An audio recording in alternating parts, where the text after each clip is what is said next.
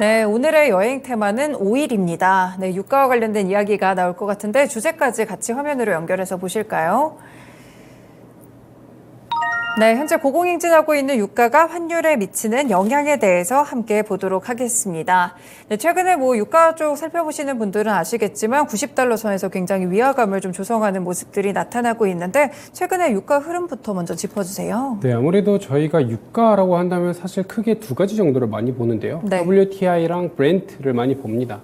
오늘 같은 경우에는 다행히도 WTI가 90달러를 좀 배럴당 하회를 했지만 네. 최근 들어서는 92달러까지 올라갔었고 브렌트 같은 경우에는 95달러까지 올라가면서 에너지 공급에 대한 우려가 사우디아라비아로부터 꾸준하게 이제 유입되다 보니까 에너지 가격이 계속해서 상승하고 있는 이런 모습을 좀 연출하고 있습니다.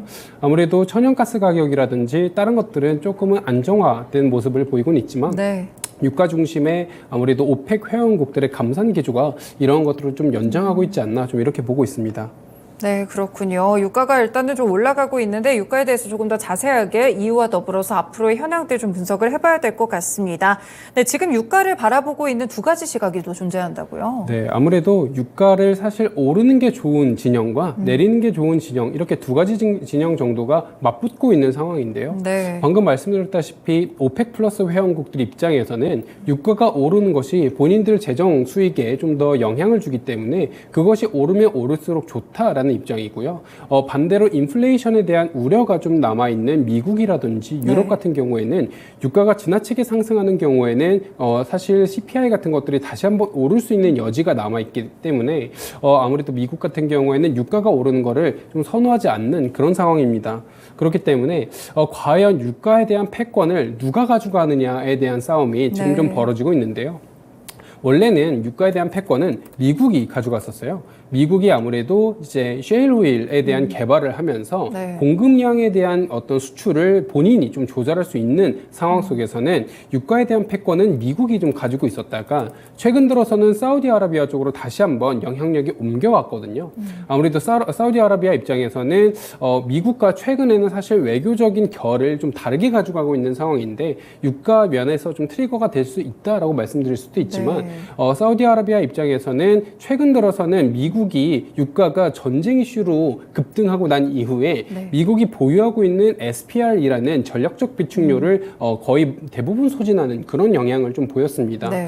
아무래도 미국 국민들 입장에서 생각을 해봤을 땐 가솔린을 이용하는 경우가 많거든요. 자동차에 대한 이용률이 높아서 그래서 가솔린 가격이 지나치게 오르면 국민들의 여론 같은 것들이 바이든 행정부에 대해서 좋지 않는 모습을 좀 형성할 수 있고 네. 그렇기 때문에 미국 입장에서는 사실 원유가 오르는 게 좋지 않아서 SPR을 꾸준하게 공급하면서 원유 가격 상승을 억제하려고 노력을 해왔습니다. 네. 정년 같은 경우에는 바이든 대통령이 실제 사우디아라비아에 직접 방문해서 빈살만 왕세자와 이제 대면을 하기도 했죠. 네. 물론 그 회담 결과가 좋진 않게 끝났지만 그런 식으로 미국은 꾸준하게 유가를 내리려고 노력을 하고 있는 상황이고 사우디아라비아는 본인들의 재정 수지를 위해서 꾸준하게 유가가 올랐으면 좋겠다라고 생각을 하고 있는 입장입니다. 더 나아가서 아무래도 올해 12월 정도에 아람코라는 게 상장을 합니다. 네. 그렇기 때문에 아람코의 주가는 유가랑 연동되어 있는 경우가 많기 때문에 유가가 꾸준하게 올라야만 아람코에 대해서 상장을 했을 때 그게 큰 수익으로 날 수 있고 그렇죠. 지금 사우디아라비아 입장에서는 돈이 들어갈 때가 상당히 많아요. 네온 프로젝트라든지 아니면 더 라인 같은 것들을 계속 건설하고 있는 상황이잖아요.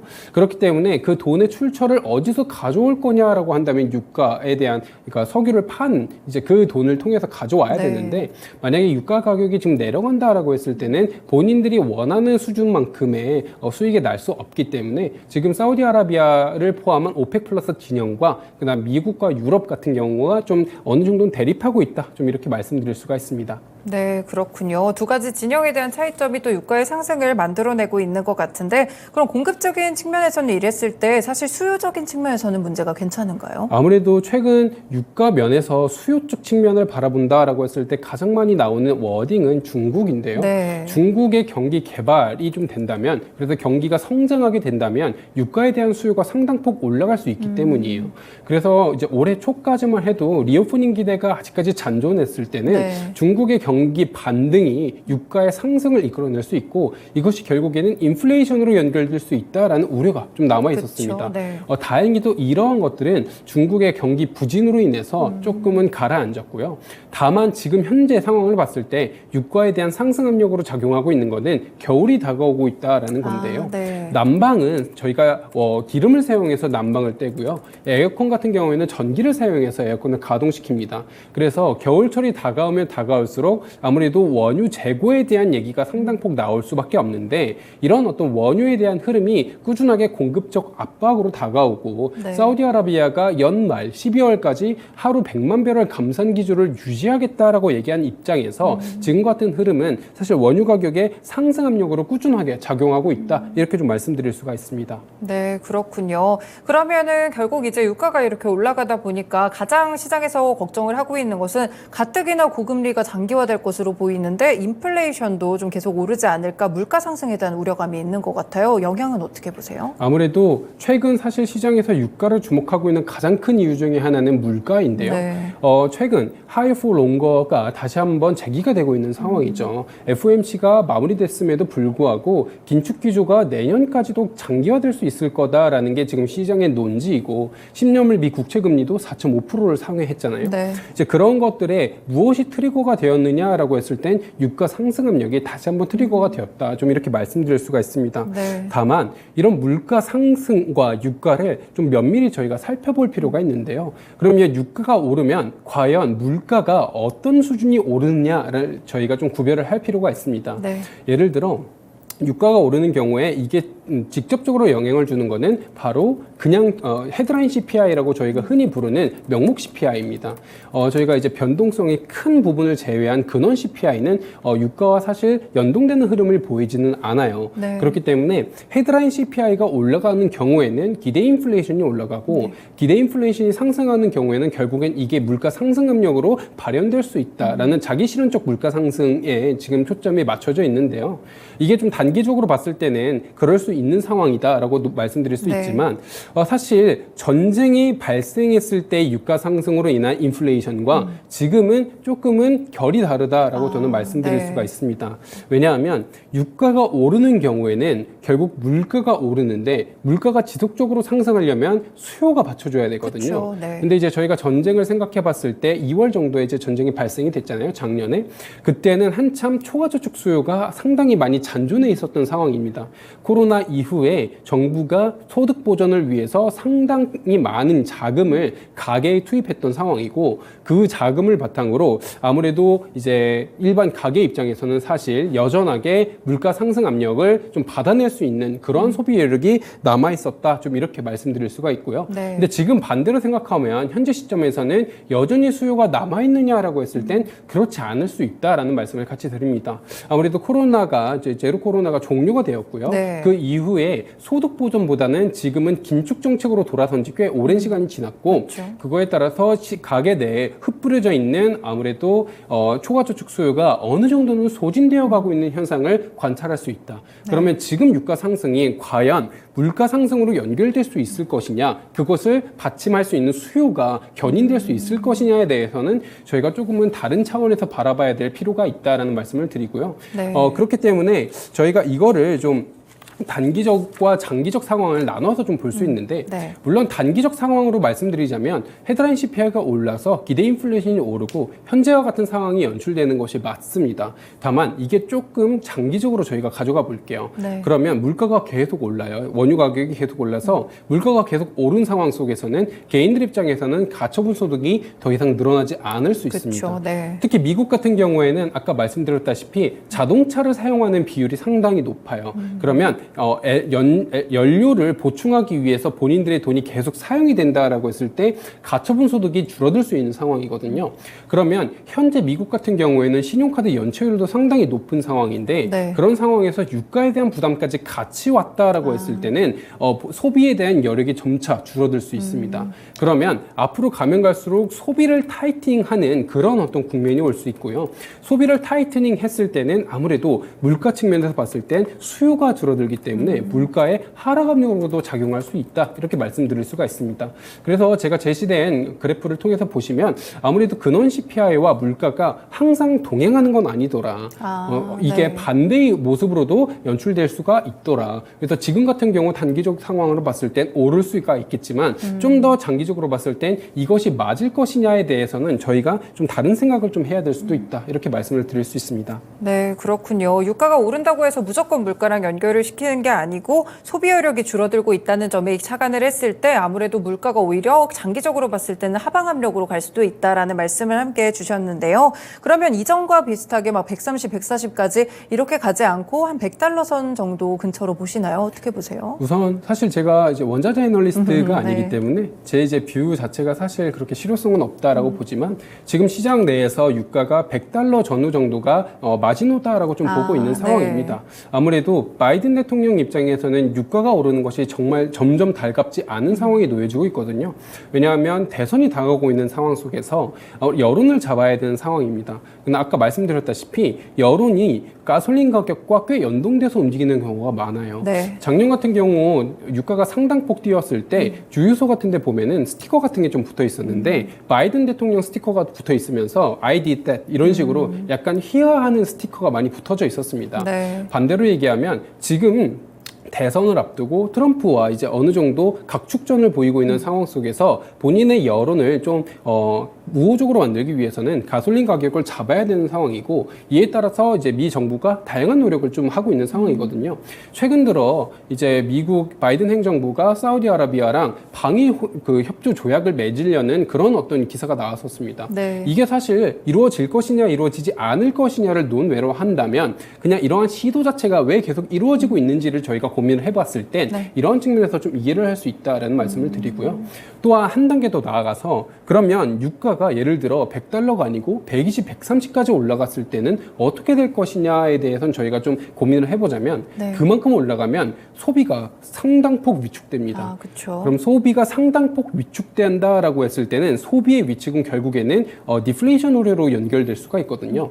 그러면 지금은 다행히도 저희가 연착륙 기대를 높이고 있는 상황이지만 이게 경착륙으로 이어져서 디플레이션까지 이어진다라고 했을 때 그러면 내년에 있는 대선의 행보에 있어서 사실 영향을 주지 않을 것이냐에 대해서는 저희가 사실 알 수 없다라고 말씀드릴 네. 수가 있고요. 안전선호 심리가 극단으로 치솟을 수 있다. 좀 이렇게 말씀드릴 수가 있습니다. 네, 알겠습니다. 그럼 마지막으로 오늘 핵심 주제인 유가와 환율 시장의 연결성을 좀 보고 싶은데 오늘 환율도 또 많이 오르더라고요. 1340원 빨리 넘고 올라가고 있는 것 같은데 유가랑 환율 어떻게 연관해서 봐야 될까요? 아무래도 제가 아까 말씀드린 거에 힌트가 어느 정도 있는데요. 단기적으로 유가가 상승한다라고 했을 때는 이것이 결국에는 물가 상승 압력으로 연결될 수 있고 네. 물가 상승 압력은 결국에는 사실 인플레이션이 장기화될 수 있는 현상이다로 연결될 수 있기 때문에 네. 이에 따라서 결국에는 달러 강세 그리고 원화 약세 흐름이 연결될 수 있습니다. 현재 1340원까지 올라간 이유 중에 하나도 미 국채 금리가 사실 4.5%까지도 상회했던 그런 모습과 네. 연동돼서 저희가 말씀드릴 수가 있는데요. 이러한 측면에서 봤을 때 단기적으로는 이러한 어떤 유가 상승이 결국에는 환율 상승을 이끌 수 있지만 네. 좀 중장기적으로 봤을 때는 아무래도 유가가 계속 올라서 소비가 위축되어서 네. 디플레이션 우려가 점차 놓여지고 있는 상황이다. 그럼 디플레이션 직전 상황을 봤을 때는 아무래도 결국에는 미국 연준이 하이어 포 론거를 더 이상 지속할 수가 없을 것이다. 그럼 기준금리 인하에 대한 타이밍을 시장이 기대할 수 있고요. 네. 그런 타이밍에서는 아무래도 페드의 긴축 기조가 꾸준하게 달러 강세를 만들어 왔다라는 관점에서 생각했을 때 오히려 환율은 고점을 조금 좀 내려올 수도 있을 거다라고 보고 있습니다. 네. 다만 유가가 꾸준하게 계속 상승해서 이게 실제 디플레이션 국면에 우리가 진입한다라고 했을 때는 그때는 안전선호 심리가 훨씬 부각되겠죠. 그렇죠. 그러면 원화라는 거는 결국에는 위험선호 통화이기 때문에 위험선호 통화인 원화는 매도 압력이 상당히 높아질 수 있는 거고요. 안전선호 심리인 달러라든지 아니면 스위스 프랑이라든지 엔화 같은 게 좀 강세를 볼 수 있는 상황이 놓여질 수 있다. 그리고 그때 같은 경우에는 채권에 대한 수요도 좀 더 높아질 수가 있어요. 네. 채권에 대한 수요가 높아지는 경우에는 아무래도 채권 가격은 떨어지고 가격은 올라가고 금리는 떨어지게 되겠죠. 네. 그럼 이제 채권 금리가 떨어지게 된다라고 했을 때는 달러는 오르는데 채권 금리는 떨어지는 좀 어색한 상황이 연출될 수도 있을 거다. 네. 좀 이렇게 말씀드릴 수가 있습니다. 네, 그렇군요. 유가가 좀 오를 때 단기적으로는 물가 상승에 대한 압력이 될 수 있겠습니다. 하지만 말씀 주신 대로 일단 중기적인 관점에서 봤을 때는 오히려 하락 요인이 될 수도 있겠고요. 다만 그 과정 속에서 유가 상승폭이 지나치게 올라가지는 않는지 이 부분을 유의해서 살펴보시는 게 중요할 것 같습니다. 네, 연구원님 마지막으로 이 환율에 대한 전망도 한마디 해주세요. 우선은 지금 환율 상황을 어떤 거를 중점적으로 보셔야 네. 되느냐라는 초점을 좀 말씀드리자면 아직까지는 연준, 페드를 좀 우리가 집중해서 네. 보자라는 말씀을 먼저 드립니다. 최근 같은 경우에는 달러 강세를 방어할 수 있는 유로화가 아직까지 상당폭 약세를 보이고 있는 상황이고요. 중국이 부진하면서 위안화 약세도 같이 연동되고 있는 상황입니다. 이에 따라서 환율이 꾸준하게 상승 압력을 받고 있고 이런 어떤 관점 그리고 이러한 어떤 트렌드는 단기간에 해소될 만한 요소는 아니다라는 말씀을 드리고 있어요. 네. 그래서 당분간은 상단을 1360원까지는 우선 열어두고 대응을 하시는 게 좋다라는 네. 말씀을 드리고요.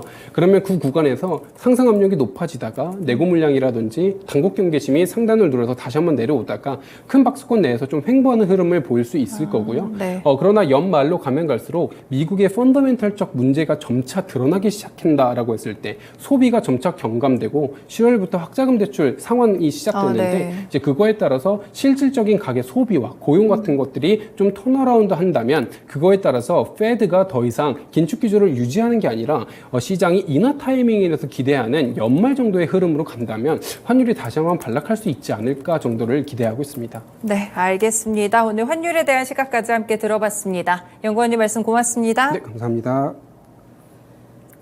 네, 오늘 2부 시간은 쉬운 환율 읽어주기 시간이었는데요. NH전문의 김승혁 연구원님과 함께 유가와 환율의 상관관계에 대해서 함께 짚어봤습니다.